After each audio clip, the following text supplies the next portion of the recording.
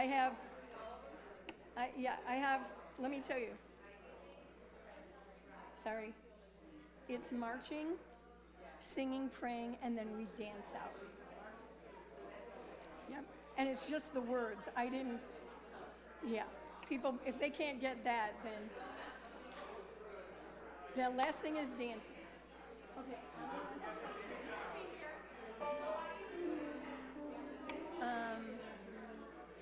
Looks like okay, I'll greet people on this way.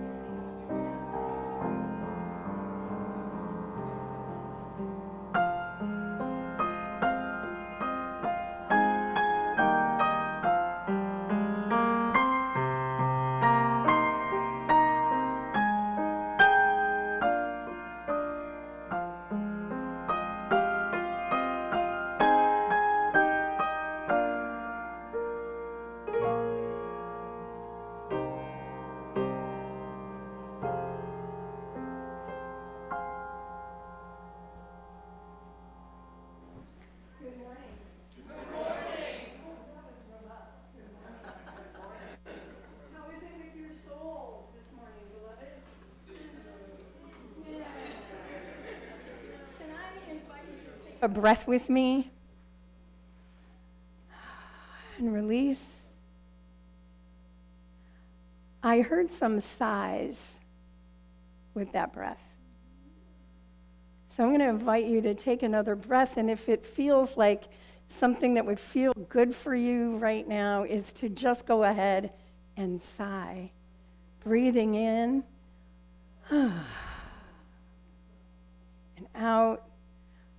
Yeah, you want to do that one more time?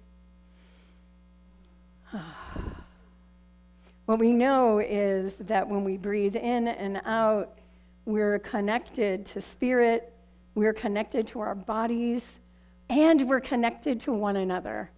As we breathe in oxygen molecules that have been at one point or another in the lungs of every breathing being, the breath, pneuma, spirit, ruha, connects us to one another and all that is right now on this planet. And when we breathe out, we become ancestor for those who will follow. And we know that so many of us, most of us, all of us, have been holding our breath, maybe hyperventilating, breathing fast, as we hold all that's happening in our world. Of course, this morning, we remember Renee Good. And we remember Salvario from Franklin Park, and all of those who have been victims of the infestation of ICE in our communities. And so we gather so that we can know that we are not alone. So I'm going to invite you to just take another breath and sing with me. It's just a beautiful chant, gathered here in the mystery of the hour, gathered here in one strong body, gathered here in the struggle and the power. And we invite Spirit to draw near, but you know what? I think if I were to write the song, I'm not Phil Porter, I recognize that we invite Spirit to draw near as a reminder that Spirit is always near. So for me, this is somewhat of a reminder, so I'm just going to invite you to sing with me. Gathered here in the mystery of the hour,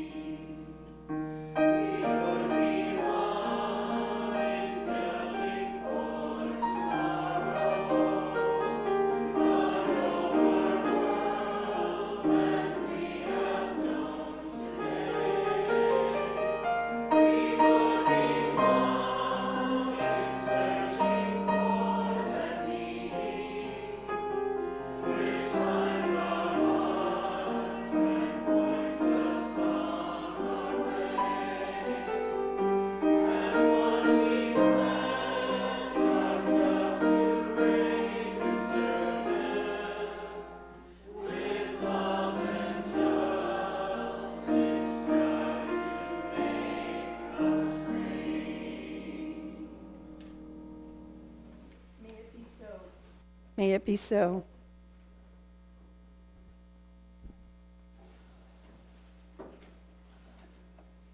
Welcome, my friends. Welcome to this place of peace, justice, and hope. I'm Swamini Adityananda Saraswati, and I am your intern minister. And in this Unitarian Universalist congregation, we affirm that no matter who you are, who you love, or where you are on your journey, you are welcome here. For those who are joining us online, we are so glad you are with us. If you are visiting with us today, we invite you to please sign our visitors' books. And if you'd like to join us for coffee hour, we have really good coffee, by the way. It's absolutely worth it, and great people.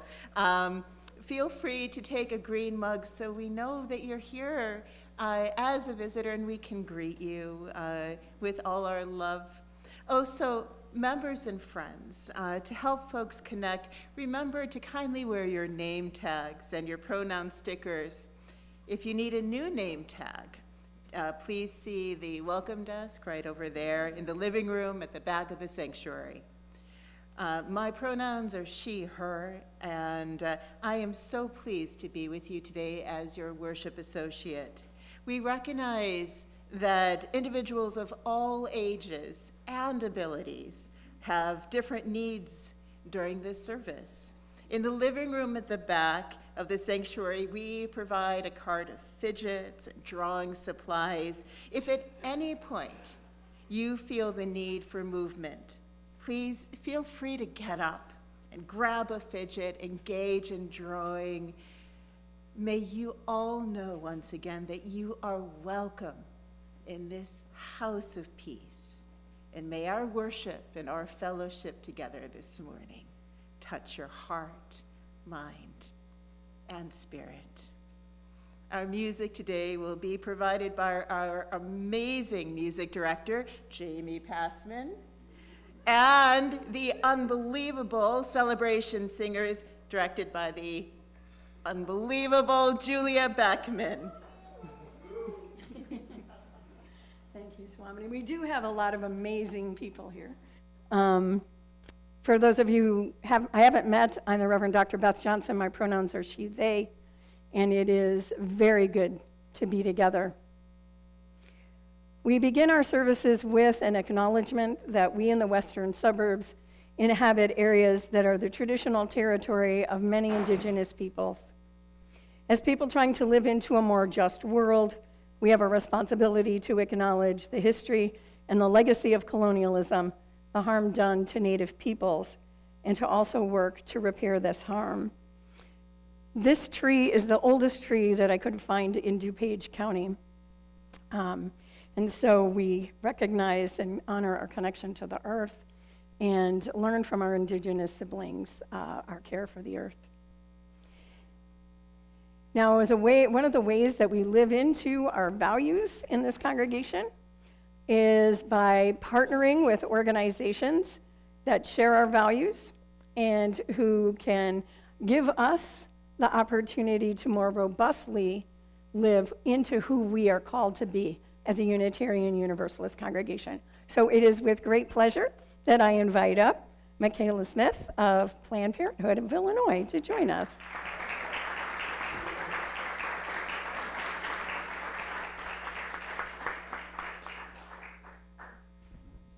Thank you, guys. Hello, welcome, and thank you for having me. I really appreciate it. As stated, my name is Michaela Smith. I use she, her pronouns, and I am the Major Gifts Officer for Planned Parenthood of Illinois.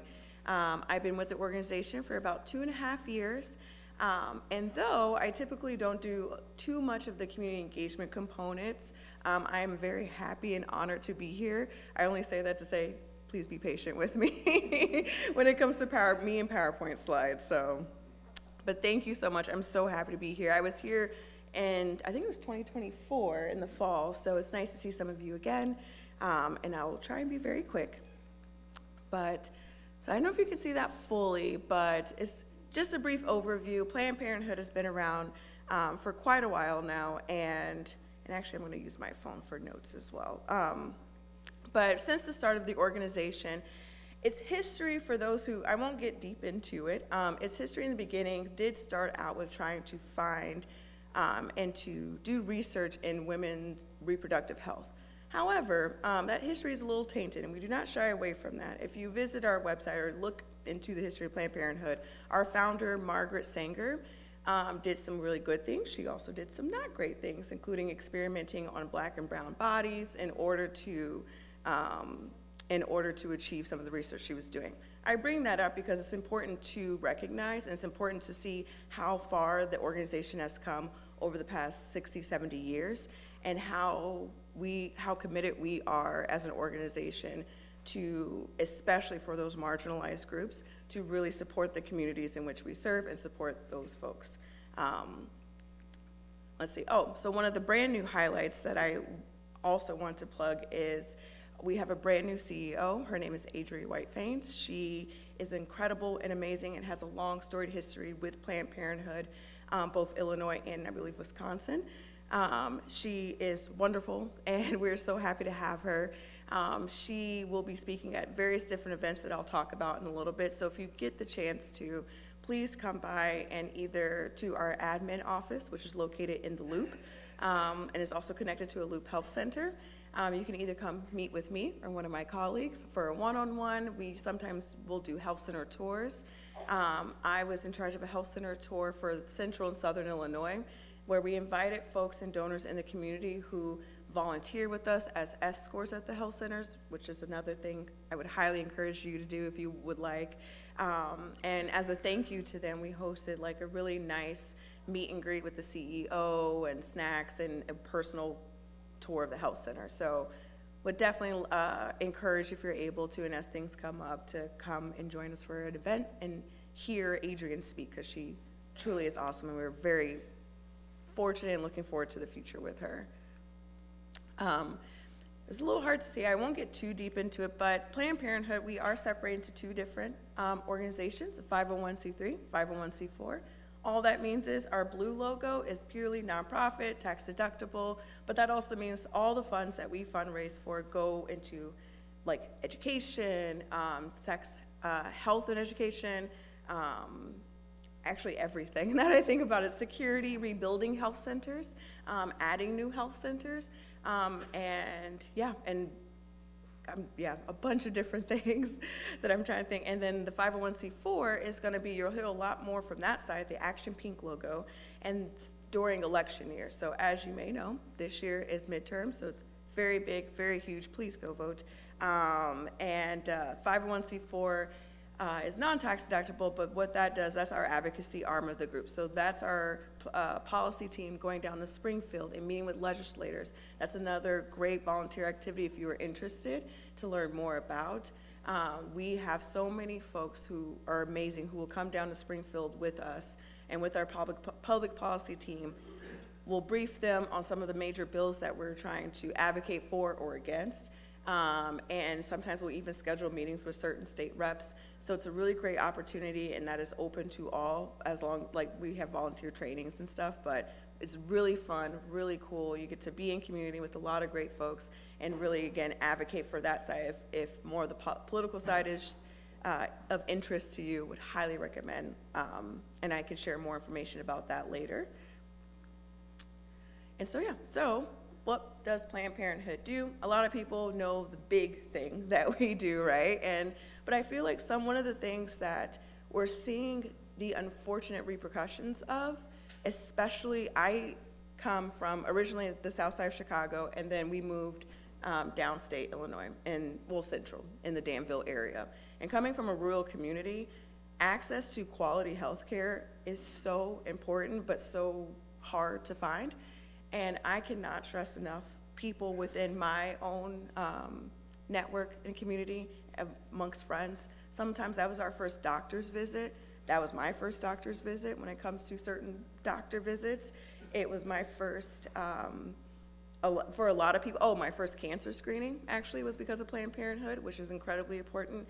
And especially being in those areas, it's really hard to find that, especially when you don't have insurance or you're a student, things like that. So the things that Planned Parenthood offers is incredible and vast and varied.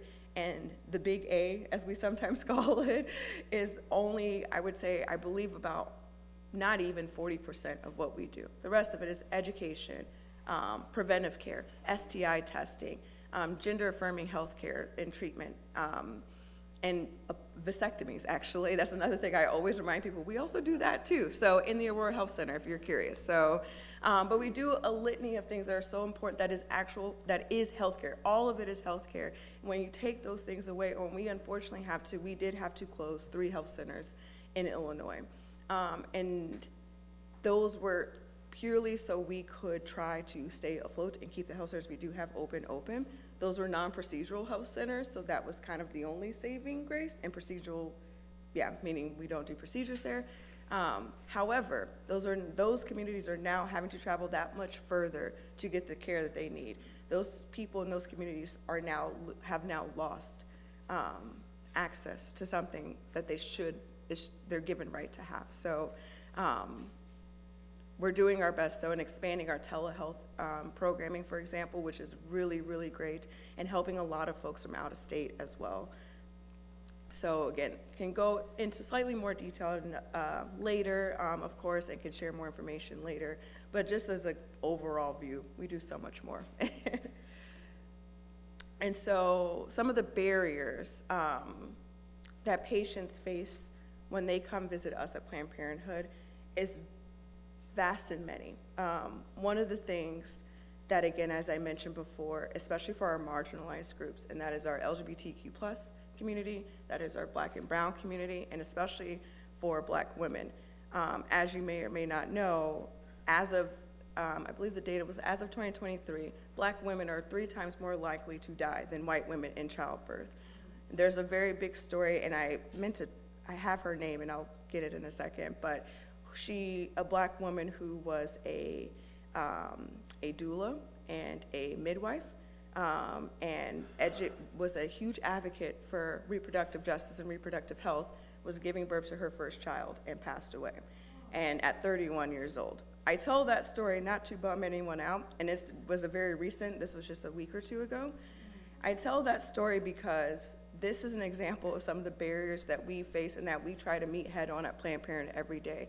And it's just an example of one of the things that's also very near and dear and personal to me as well. We work with doula programs and doula networks, particularly in the west side and south side of Chicago.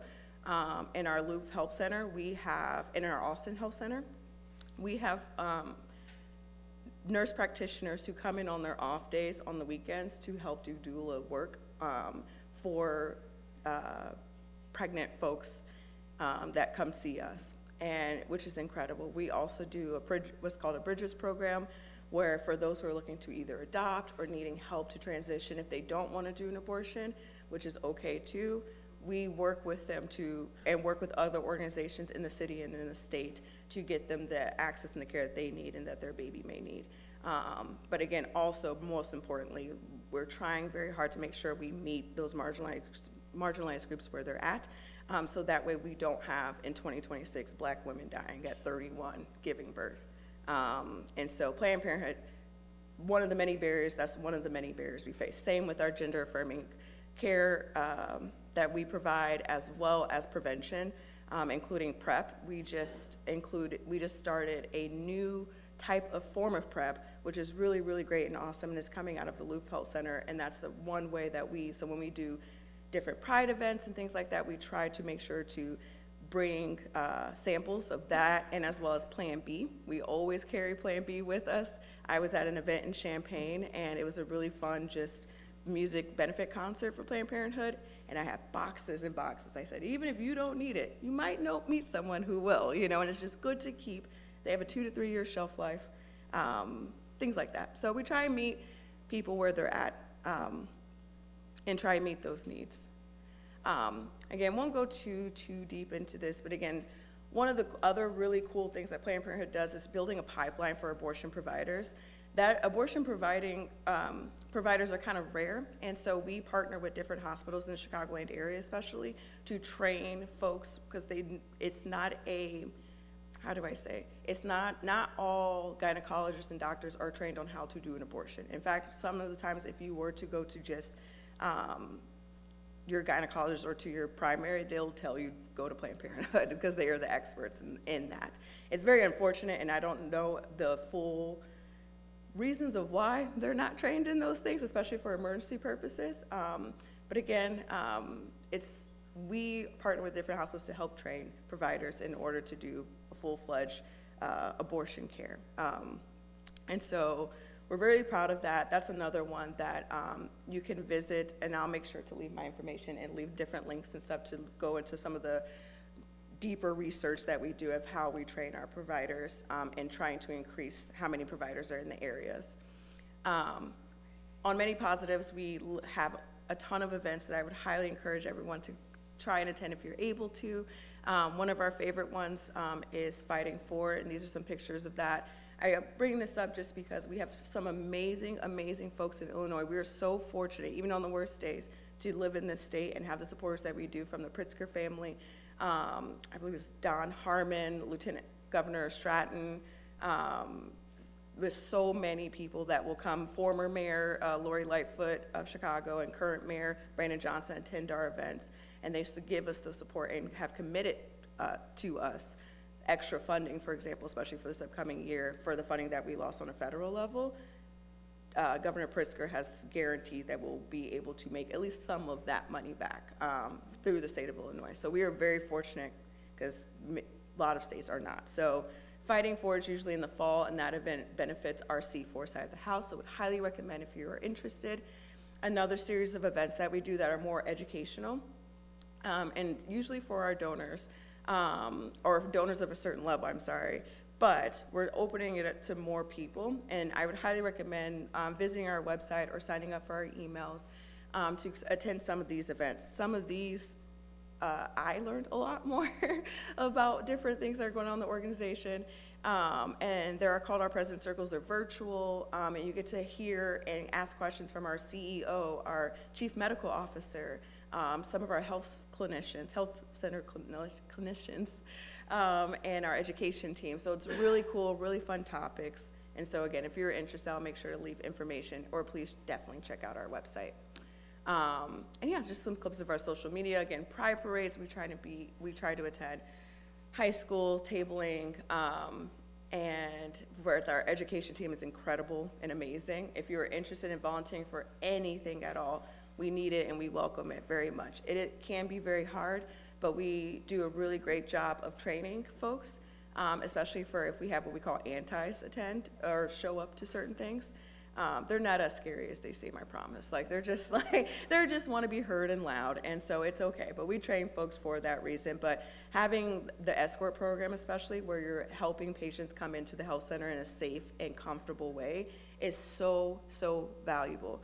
I remember when I first went to Planned Parenthood for my cancer screening, and I was already nervous and scared anyway, and to have to walk past a bunch of screaming older adults when I'm like 19, just getting the best healthcare that I can get at the time, and was terrifying. And so I always encourage folks, if anything else, donating is amazing and great if you're able to. Attending events is really great, but really, at least personally for me, our escorts volunteers are invaluable to what we do, and literally part of the heart of Planned Parenthood, honestly. So again, if you're interested, please definitely sign up on our website.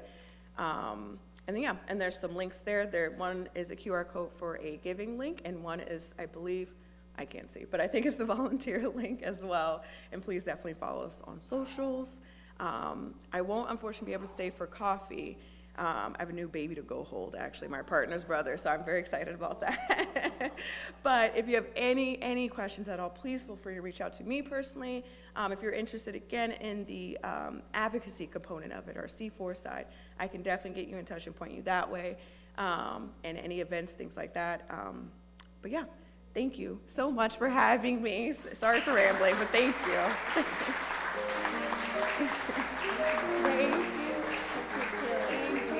Thank you so much. Thanks.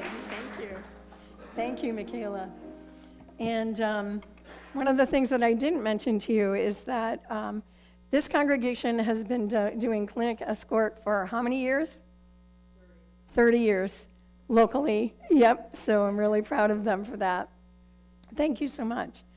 Because this is really about, how we live our values and how we show our commitment to the mission of our church, which is to care, not only for one another, for the wider community.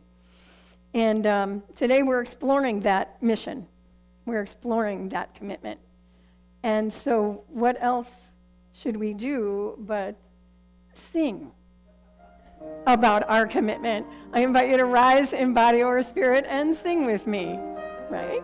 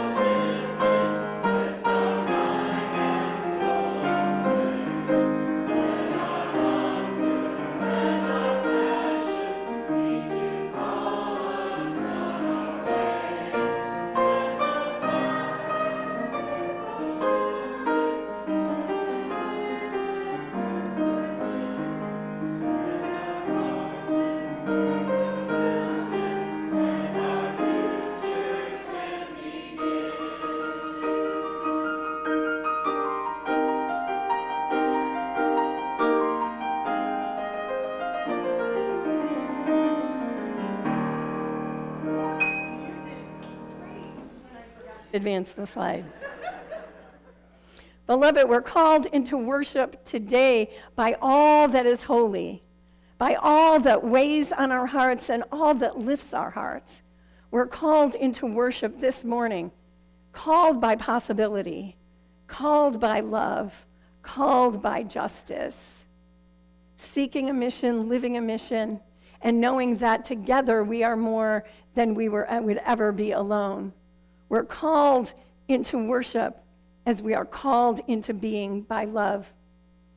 As we move through the service today, feel in your bodies what it's like to be moved, to hear songs, to sing, to dance. And know that as we gather, as we do this work, we're held together by love, we're held together by justice. as we commit to courageous and compassionate work in our world. It is good to be together.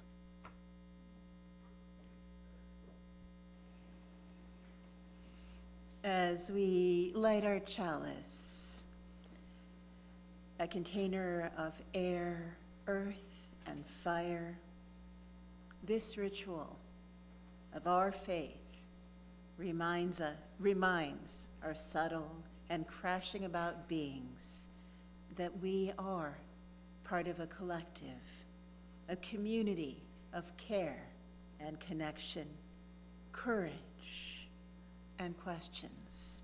Scared and sacred together, today we gather with intention and creativity, releasing what we must, shaping what we will, in a space made possible by generations of community care and the courage of connection. From chalice lighting by Diana Vandeveer.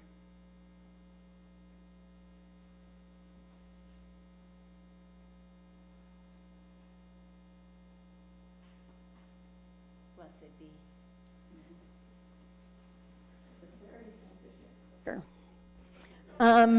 Seriously, I'm so glad that I practice a faith of forgiveness and overcome perfectionism. So I would love it if any children would like to come up for the time for all ages. If you want to come on up, great, great, great. Thank you. Anybody else want to come up? Come on. All right, we got some folks coming up, and Pam, our director of programs, is coming up too, and anybody else who feels like you want to join me up here. You are going to make sure, I know. You are going to make sure you want to watch the screen because there's going to be some images up there that I want to share with you. Today, we're talking about, and for the next while, there's a group of people in the church that are working to think about, why does this church exist? What is our reason for being? I want to tell you about it's called mission. Mission, it's our purpose. So I want to tell you about some folks that help me to think about what it means to live my mission. Everyone knew that I would be talking about the monks today. For those of you who are new today, these are Buddhist monks who are walking from Fort Worth, Texas, to Washington, D.C. Right? I mean, I'm looking at your face, Penny. Exactly. And we're going to, yes, we love the dog. We're going to hear about the dog in a minute. So these monks have walked all over. They've walked in India, and that's where they met their dog, Aloka. You're going to see Aloka in a minute. This is where they're walking. Do you see how far that is? That's pretty far. Yes. And it showed where they were walking. And they're walking with their dog, Aloka. Now, Aloka was a stray dog who they met in India, and he just started to follow them. Other stray dogs, one of the venerable monks said, would follow them, but then they'd just drop off. But Aloka came, and he continued to walk with them. One time he was hit by a car, and they took care of him, and he got better, and he's continued to walk with them. So they brought him from India here. And as the venerable lead monk says, Aloka is American citizen now. Can you see that Aloka has a heart on his forehead? Now, the mission of the monks is to bring peace. This is a walk for peace, and that is their mission, to bring peace, compassion, and loving kindness. And how they do it is through this walk. They stop in various towns. They're greeted by hundreds and thousands of people. People give them flowers. They wait. People wait to see them. They sit and they meditate. They listen to the monks' talks. And every night, the monks give a talk about peace and loving kindness. And you know what they ask everybody to do? Every day to write down, today is my peaceful day. Today is my peaceful day. And that's their message. That peace starts from inside. Even though we know that there's things that go on all around the world and in our country, and it doesn't feel like peace, does it? No. Sometimes you watch the news maybe with your parents, and it's hard. So their message is, we begin with peace. We begin with loving kindness. This is a gathering of them. So what they do is they walk, and they start, okay, y'all, they get up at 4 a.m. I know. And then they do blessing, they do chants, and then they begin their walk. And they stop for lunch, and people can meet with them at lunch, and then they walk some more, and then they stop for dinner, and then they do another talk. And many, many people gather. So there's people gathering to hear them speak. They started in November, and we expect them to get, there's 2,300 miles, and we expect them to get in Washington, D.C. Mid-February. About 192 days. That's right. So that means they're walking pretty fast, too. Like I do mindful walking, but it's like one little step at a time. These monks are walking. So that's them over the Edmund Pettus Bridge, where they threw flower petals, because there was a big thing that happened there. They do sleep. I don't know how much they sleep. They do sleep, but I don't think, sometimes they camp.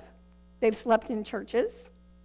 Sometimes they do take breaks. Sometimes Aloka has to go in the RV so that he can rest, and he hates that, because he does. There's a video of him whining when he's got to watch them walk, and he can't do it. Everywhere they go, people are moved to tears. And as I read the different comments on their posts, people are undone. They're moved and feel in their hearts how badly we need peace.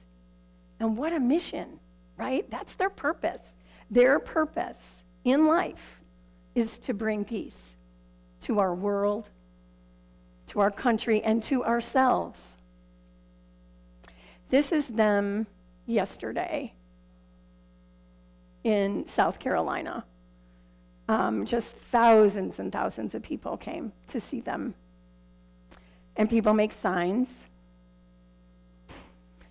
And Aloka, who could that be? It's Aloka. I have a song for you another time. We're not going to do it today. Sorry. Jamie and Julie are really upset that we're not doing the song. It is. It's a country song about Aloka, so that's all I'm going to say. I know. He just said, how dare you? Oh my gosh. I hear you. Oh my gosh. You're right. I promise I'll do it next week. I better. Jamie's really mad at me too. So I'm sorry. So my question for you is, the monk's mission is to bring peace. And you can see it on people's faces when they meet them.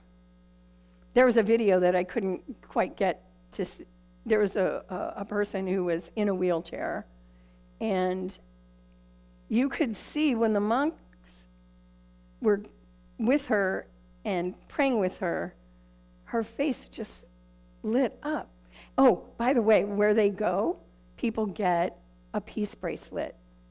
They get a little bracelet that they tie onto their arms, and I'm looking forward to getting mine when I go to see them. So my question to you is, we know what the monk's mission is: to live with peace internally, to bring peace, loving kindness, and compassion to the world. My question to you and to all of you is, why do you think this church exists? The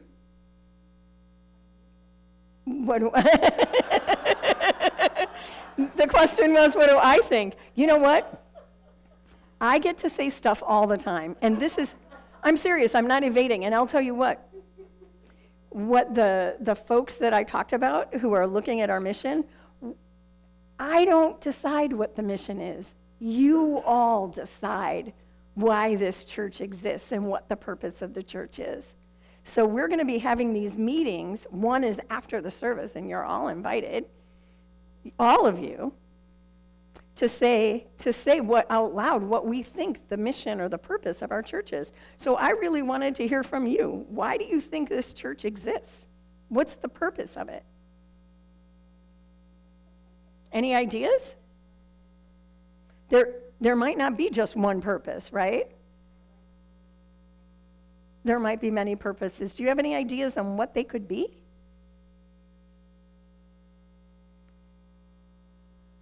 Yes. What? You know two? What are they?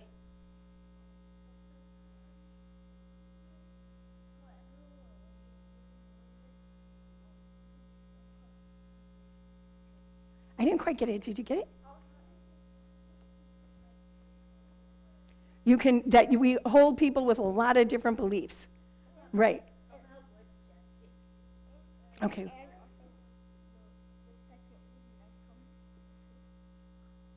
For coffee? For coffee. This, my friends, is a Unitarian Universalist. Coffee hour and muffins. Coffee hour and muffins. And what do you think? Mm-hmm.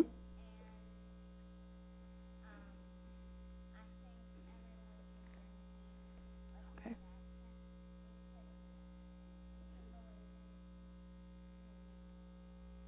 We can believe in what we can be. And could our mission be to bring peace too, or is it just monks? We could bring peace too, right? Yes. Jet pig. Do you want to say what jet pig is? Justice.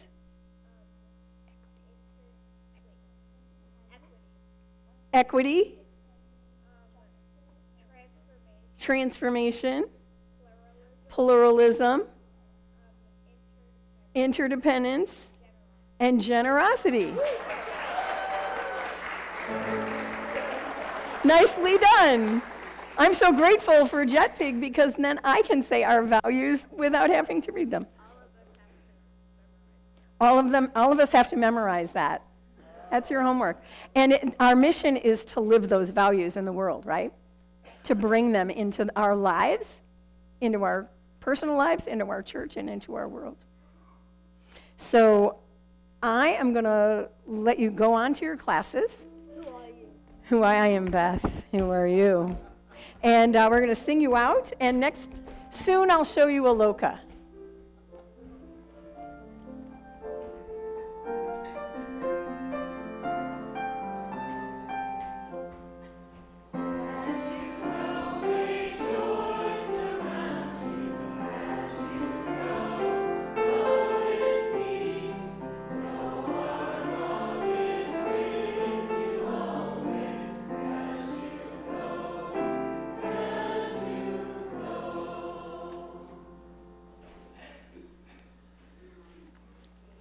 That was really sweet.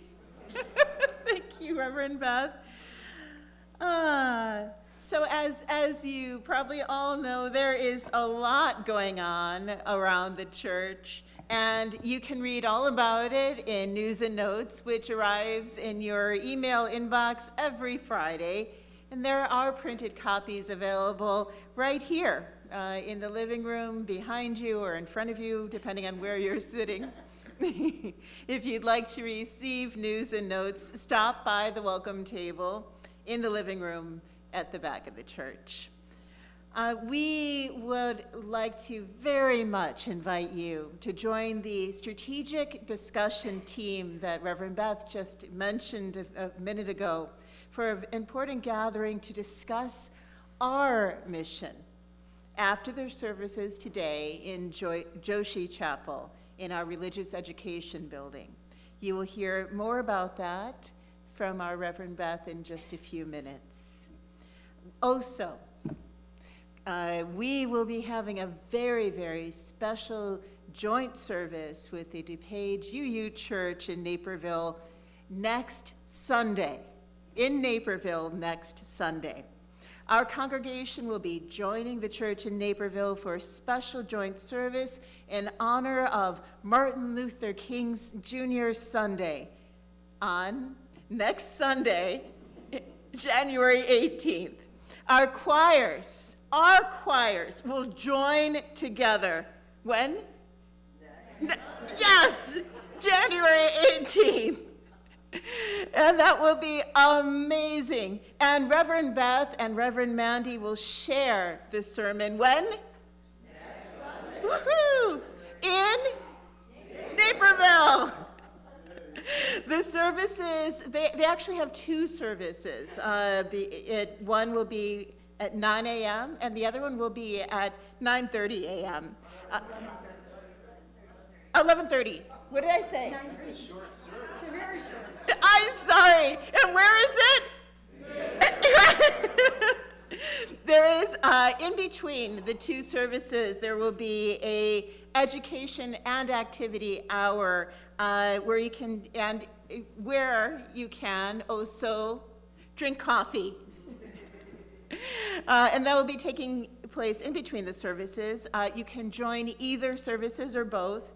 Please do plan to attend the time between the services where our Director of Programs, Pam Fodor, will be working with DUC's Director of Religious Education, Steve Cooper, to provide religious education experiences between the services. We will also live stream the services here at UCH. That will be the 9 o'clock service, but we'll be streaming it here at UCH at 10:30 a.m. We look forward to seeing you where? When? Fantastic. This will be fun. So many of us come to this church and Unitarian Universalism generally, in part because we seek community in which to grow and to learn and to live our values, like Jet Pig, as these amazing children just told us about, because we find affirmation in these, because we recognize that what we do matters and what we say makes an impact. How we move in the world and work in the world resonates throughout the fragile, resilient web of life. Our financial contributions to this congregation help write the stories we want to tell to each other and to the world. We are so grateful for this and commit together to ensure the funds we gather collectively do a greater good for ourselves and our world. As you heard from Michaela Smith, the good work of Planned Parenthood of Illinois is in alignment with our work and has been for about 30 years, as you were saying. Now, let there be an offering to sustain and grow the life and mission of this congregation. All proceeds from this service will go to Planned Parenthood. Unless you are paying pledge, if you are paying your pledge in this week in today's offering, please just write pledge on your check. Please join us in our offertory words. This church is made up of all of us. It is what we learn together, the work we do together, the fun we have together. It is what we share with one another and the people around us and with all the world. We now gratefully receive your contribution. Thank you in advance for your generosity. Today's music, offertory music, is dedicated to Renee Good. For those of you online, today's offertory music is dedicated to Renee Good.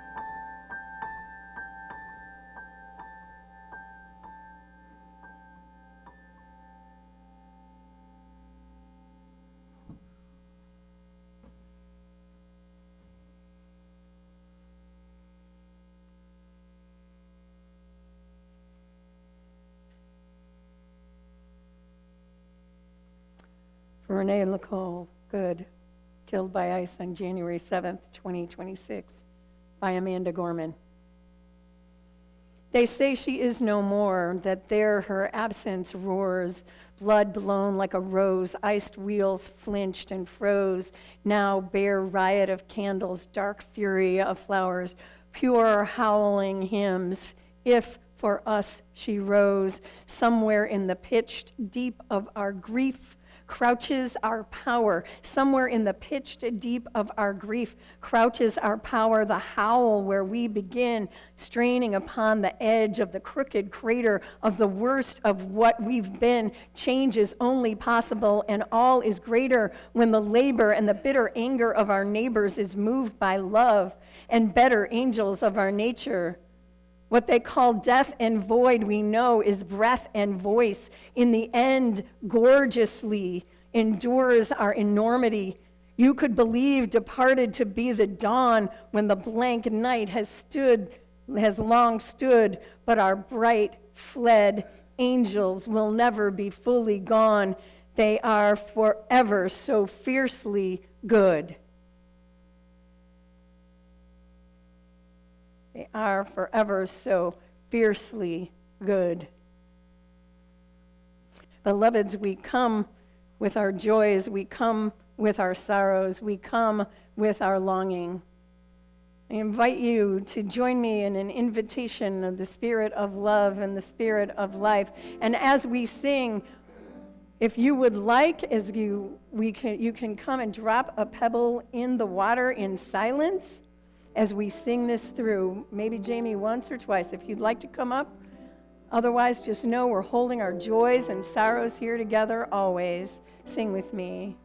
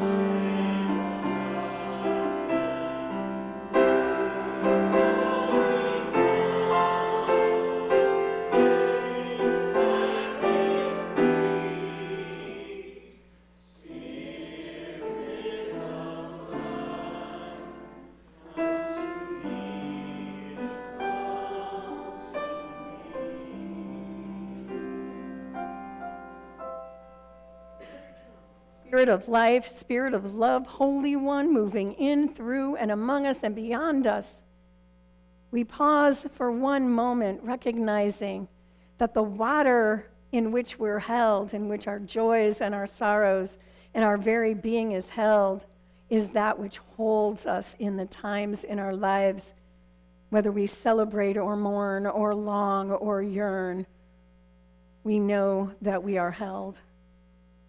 May these pebbles which have been dropped in silence give silent voice to all that we hold. And you, each of you, know this. You are always and everywhere held in love and mystery deeper than you can know. So, beloveds, we are here to talk about the purpose of the church. And I know that as Unitarian Universalists, often our services go an hour. We're going to go a little longer today. Is that okay? Is that okay? As we heard from Planned Parenthood about their mission, and we know we got something to do at noon. I'm looking at my president, David Mrazek, look at his watch. So I have a clock up here, dude, so no one could see me do it. And you know what? I'm just like, okay, I'm going to confess something. I do believe there is a Holy Spirit of Unitarian Universalism. I believe that there is a spirit in this world, called by many names and no names. Love, that feeling that you get when your breath is taken away. And in some churches, things just go on. We're going to go on a little bit today, because I want to talk to you about mission. I want to talk to you as I did with the children. So I primed you, right? To be asking the question, what is the mission of this church? What is our purpose? Why do we exist? So many of you know that often on a Sunday, I state, you're here. I can't believe you're here. You could be anywhere, but you come. I have such awe and admiration. In bad weather that makes folks want to hunker down and stay home, you come. In beautiful weather that makes folks want to go for walks or just sit on the porch and drink coffee, you come. And it is one of the things that I love about Mystery, that people come to church when the world and our personal lives are so full and pull us in so many directions, that people come faithful to the calling of love, the spirit of life, the holy, justice, the divine, that of many names and no names, that puts on our hearts. There's something about church. There's something about church, isn't there? It makes us want to carve out time when we think there isn't one more minute in a day. It makes us want to leave the house even when depression is upon us, or loss or loneliness weighs heavy on our hearts, and we think we can't make our feet move. There's something about church. It makes us want to prioritize this over Sunday brunch or an evening doing nothing. There's something about church that makes us want to give of our time, and as we say, our talents and our treasures. I think what makes church compelling is, of course, the people. You. But y'all can find people anywhere. Right? I know these people are special. We're special because we're like-hearted, we journey together, but there are good, like-hearted people in other places where our values are even in play. Then there is, of course, the music, but I guess you can hear music in lots of different places, but here you get to sing and no one cares if you sing off-key. The familiar song we sing our children out with, the newer songs that offer us a new way of thinking about the world we may not have, or that articulate things in just that way that poets and composers have. And we have the shared experiences of singing our values. We come to live into and out of our values with love at the center. We come to church to serve. Coffee, conversation, conviviality, committees, convictions, courage, compassion, commitment. We are called to serve and be served as we seek to fulfill the deeper longings of our souls, to live into more depths, not just for ourselves, although our own need for community and spiritual depth is no small thing and should not be neglected, for it is the fuel of our fire of commitment. And community and spiritual depth bring us always out into the world, a world in turmoil, yes, one that we can bring more love, more joy, more hope, more peace, more compassion, more courage, more loving kindness. We do this by knowing why we exist in this time, in this place. As Esther in the Hebrew scripture said, perhaps I am here for just such a time as this. This is called mission, our purpose, our reason for being when we could be anywhere else. Well, you could, I couldn't. It's not a statement, though, although statements help us articulate it and serve as a North Star, right? Because we do like words, and we need some words. I think we're looking at fewer words, but we'll get to that. Think about the Blues Brothers. That movie, I love that movie. They say, we're on a mission from God. So many times. Many of us remember we're getting the band back together, right? But that's not the mission. What's the mission? To save the orphanage. Getting the band together was just a particular way of meeting their mission. Mission is purpose. Mission grounds our deepest religious and spiritual values. It is that which touches us so deeply that we find ourselves in tears. Like when people see the monks and the dog. We put this into words so we can have clarity about our movement forward. Mission is an inner calling outwardly expressed in a church community.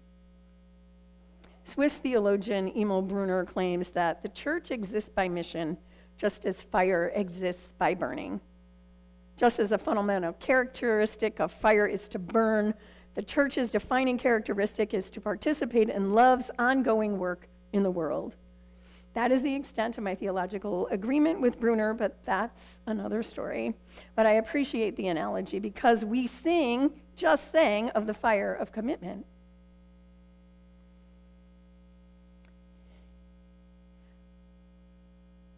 Does anyone here burn with a desire for spiritual depth and purpose? To be seen and known? To deepen into who you are? To follow your own inner calling? Does anyone here have a desire to bring that into the wider world? Buddhist monks walk on their mission to bring peace, compassion, and loving kindness into their lives, our lives, and the world. I think that we also do that by grace. I invite you to sing with me and notice that there are going to be words that are different than what you know. I'm going to invite you to rise in body or spirit if that spirit moves you.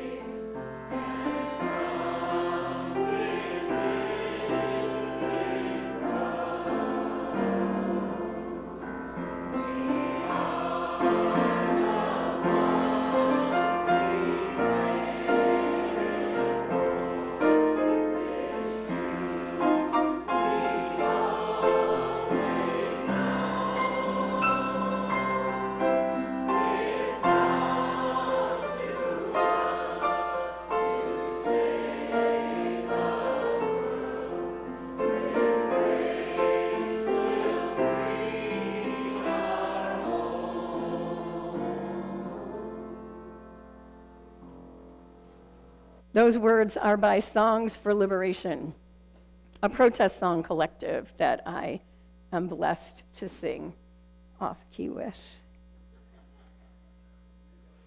Bond Perry, a dear parishioner I had at my first church, his father was Albert Perry, the Universalist minister, shared lyrics that he sang to this tune, which is from another hymn, when he was marching with Dr. King in the Civil Rights Movement. Shall I be walking through the skies on flowering beds of ease, while others strive to gain the prize and sink in stormy seas? The thing that strikes me about all these lyrics is it reminds me that we have a choice, that we could walk the skies in flowering beds of ease while others strive to gain the prize and sink on stormy seas, but we don't want to do that. We know that we are the ones we've waited for, the truth we've always known. It's up to us to save the world. With grace, we free our home. With grace and with purpose. This points the way to the why of the church, the purpose of the church. The mission is the way of living our ministry. One person put it this way, ministry this way. Like the prophets and Jesus himself, we're called to mission, to bring good news to the poor, release to the captives, freedom to the oppressed. And like the Buddha, we're called to help people awaken to deeper, more authentic possibilities. We are to be at work in the world, making present the realm of justice, peace, and wholeness. And so it is. We ask ourselves, what is this work that we are called to? In a moment, don't worry, David, it's happening. Some of us will gather, and if you didn't sign up, you can still come, to talk about why we exist. Why does the Unitarian Church of Hinsdale exist, and would it matter if it didn't? Would it? Would it matter if the Unitarian Church of Hinsdale didn't exist? Yes. We're going to engage in these meaningful conversations. This is one of 3 other times that the Strategic Direction team is offering to you, all of you. That means you. The one who just walked in the door and is like, what? Does she mean me? You came. What do you think the purpose of this church is if you came? You Googled it, oh, looks okay, watch it on YouTube. Okay, I'll come. Why is the purpose? And you who've been here for years, maybe quietly coming and going, I see you. We need you. And you know, the ones who do so much, the ones who've been here for 60 years. Raise your hand. 60-year folk, raise your hands. Y'all, we got people who've been here for 60 years. We need you. We need you. You've seen all the changes in our world. You, come, all of you. You are not only wanted, beloved, but you are needed for the church to discern its purpose in these harrowing times. Unprecedented, and I do believe they are. For however much we have seen upheaval, we are more than on the brink of fascism. What is our purpose in these times? How do we nurture souls and help heal the world? So you're invited today and in the days to come. There's a flyer. You can get a flyer. Sign up. We need you. We need your voice. We need your imagination. Because this is a time of imagining. The Unitarian Church of Hinsdale, here in the western suburbs of Chicago. What is our purpose? Again, as I said to the kids, when one of the kids said, so tell us. No, you tell us, and together we will craft not just a statement, but a North Star for our purpose. Please join me in our chalice extinguishing words. We extinguish this flame, but not the light of its truth, nor the warmth of this community, nor the fire of our commitment. These we share in our hearts of all the world. So I believe that we are indeed marching in the light of love, Marching in the Light of Hope. Song we're going to sing is Sia Humba. It's number 1030, but you don't really need your hymnal. It's not complicated. You're just going to sing with me in Zulu. You're going to sing with me in Spanish. We're going to march, we're going to sing, we're going to pray, and then we're going to dance. I'm going to invite you to, because if you can stay seated for this, I don't know what to do. But rise in body or spirit and sing with me. They're coming, it's coming. So I want you to, this song was written in South Africa by a composer named Anders, and then it was translated into Zulu. And it became part of the freedom movement in South Africa. It was gifted, Swamini, to the interfaith community at the Parliament of the World's Religions in 1999. And where it has become a song that is sung in religious and in secular settings. So we sing it in churches. It was, first time I ever heard it was at my seminary, then it was the recessional for my ordination. Sometimes people substitute God for love. Sing whatever works for you, and we'll imagine that we have our purpose, our North Star, and then we are marching toward that. So sing with me. There you go.